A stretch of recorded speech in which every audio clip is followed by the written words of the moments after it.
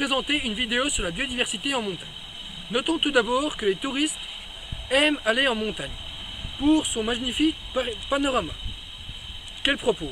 Or, celui-ci se dégrade naturellement d'année en année.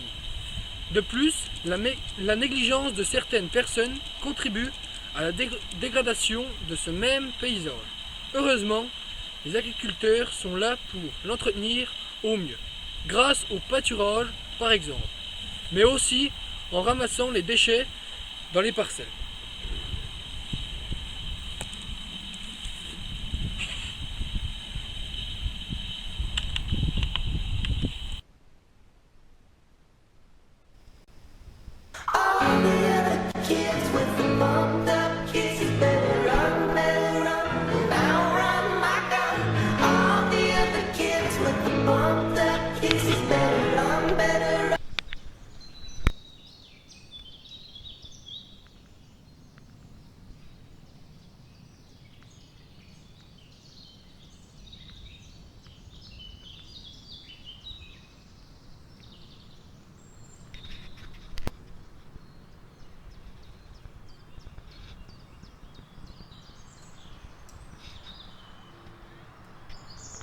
Salut, vous êtes perdu? Bonjour, non, nous ne sommes pas perdus, on admire ce beau paysage et on prend quelques photos. Bah, vous admirez un paysage fermé. Il n'y a pas une belle vue si vous regardez quoi par de la forêt? Non, c'est très beau, il doit y avoir plein d'animaux là-dedans, comme des biches, des lapins et plein d'insectes. N'importe quoi, c'est juste des forêts de sapins. Il n'y a rien, ces pauvres en animaux ici, ils peuvent pas se cacher. Sûrement pas. Où voulez-vous que les animaux se cachent à part dans ces belles forêts? Dans Venez les champs avec- peut-être? Bah, venez avec moi, je vais vous montrer qu'est-ce que c'est qu'un beau paysage ouvert.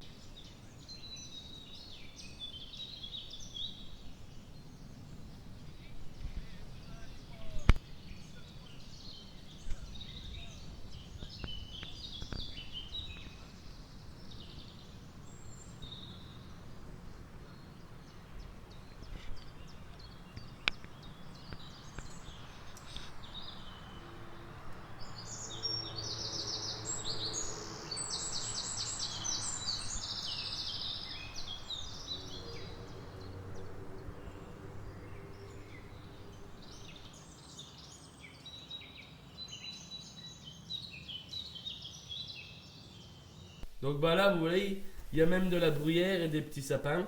Bon bah là, je vais vous montrer un épicéa. Ensuite, là, vous voyez, il y a des belles roches. Puis encore de la bruyère. Il peut même y avoir un coq de bruyère là-dedans.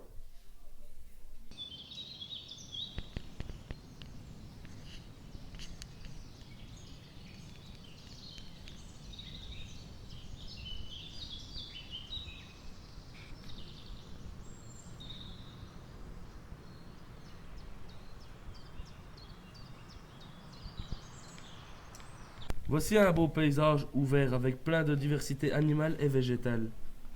Comment voulez-vous que les animaux s'y réfugient dans ce type de paysage où il n'y a que des champs? Ils n'ont rien pour se cacher. Mais ici, dans un paysage avec des champs de culture ou de parcelles, il y a diverses espèces qui peuvent se cacher, manger ou se reproduire. Par exemple, les coccinelles ou les abeilles peuvent butiner ou se cacher.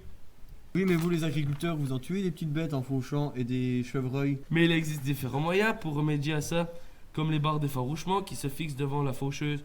Un philosophe va vous en dire plus. Donc, comme vous a dit l'agriculteur, je vais vous montrer ma comparaison de deux types de paysages, dont un paysage ouvert ou fermé.